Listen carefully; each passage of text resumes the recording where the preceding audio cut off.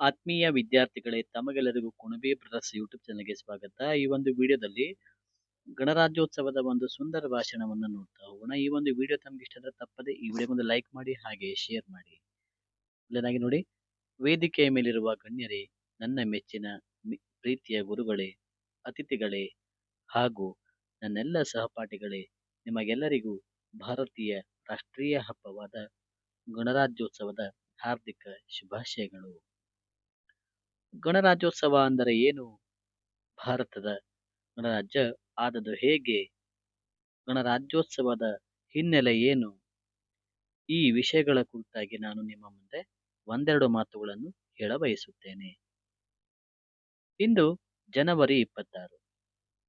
ಭಾರತದಲ್ಲಿ ರಾಜ್ಯ ಪ್ರಭುತ್ವ ಮರೆಯಾಗಿ ಪ್ರಜಾಪ್ರಭುತ್ವ ಜಾರಿಗೆ ಬಂದ ಸುದಿನವಿದು.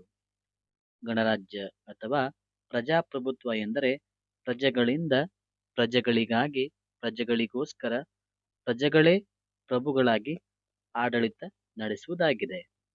ಪ್ರಜಾಪ್ರಭುತ್ವ ಅಂದರೆ ಪ್ರಜೆಗಳಿಂದ, ಪ್ರಜೆಗಳಿಗಾಗಿ, ಪ್ರಜೆಗಳಿಗೋಸ್ಕರ, ಪ್ರಜೆಗಳೇ ಪ್ರಭುಗಳಾಗಿ ಆಡಳಿತ ನಡೆಸುವಂಥದ್ದಾಗಿದೆ.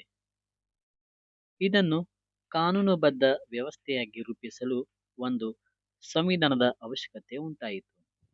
ಆಗ ಹಲವು ಗಣ್ಯರು ಸೇರಿ ಒಂದು ಸಂವಿಧಾನ ರಚನಾ ಸಮಿತಿಯನ್ನು ರಚಿಸಿದರು.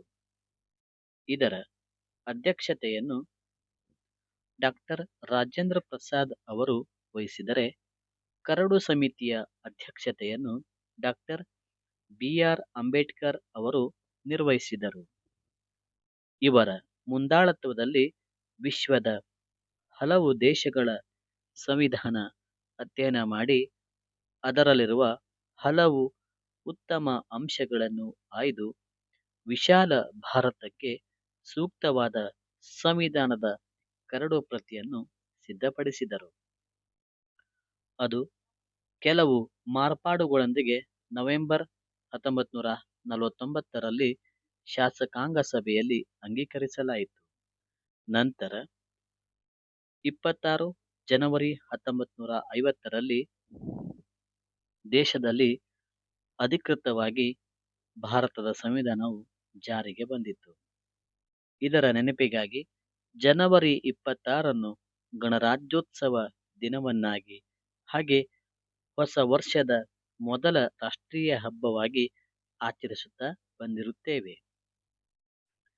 ಸಂವಿಧಾನದ ನೀತಿ ನಿಯಮಗಳನ್ನು ಗೌರವಿಸಿ ಮತ್ತು ಪಾಲಿಸಿ ದೇಶದ ಏಳಿಗೆಗೆ ನೀವು ಶ್ರಮಿಸೋಣ. ಸಂವಿಧಾನದ ನೀತಿ ನಿಯಮಗಳನ್ನು ಗೌರವಿಸಿ ಪಾಲಿಸಿ ದೇಶದ ಏಳಿಗೆಗೆ ನೀವು ಶ್ರಮಿಸೋಣ ಎಂದು ಹೇಳುತ್ತಾ ನನ್ನ ಮಾತನ್ನು ಮುಗಿಸುತ್ತಿದ್ದೇನೆ.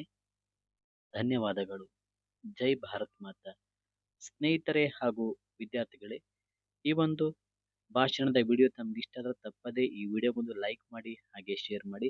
ಇದೇ ಥರ ಇನ್ನೂ ಹೆಚ್ಚಿನ ರೀತಿಯ ಭಾಷಣಗಳು ಬೇಕಾದಲ್ಲಿ ಕಮೆಂಟ್ ಮಾಡಿ ತಿಳಿಸಿ. ಹಾಗೆ ಈ ಒಂದು ಭಾಷಣದ PDF ಬೇಕಾದಲ್ಲಿ ನಮ್ಮ ಟೆಲಿಗ್ರಾಮ್ ಚಾನಲ್ಗೆ ಜಾಯಿನ್ ಆಗಿ ಅಂತ ಹೇಳ್ತಾ, ಇಲ್ಲಿಯವರೆಗೆ ಈ ಒಂದು ವಿಡಿಯೋ ನೋಡಿದ್ದಕ್ಕೆ ತಮಗೆಲ್ಲರಿಗೂ ಮತ್ತೊಮ್ಮೆ ಧನ್ಯವಾದಗಳನ್ನು ಸಲ್ಲಿಸ್ತಾ, ತಮಗೆಲ್ಲರಿಗೂ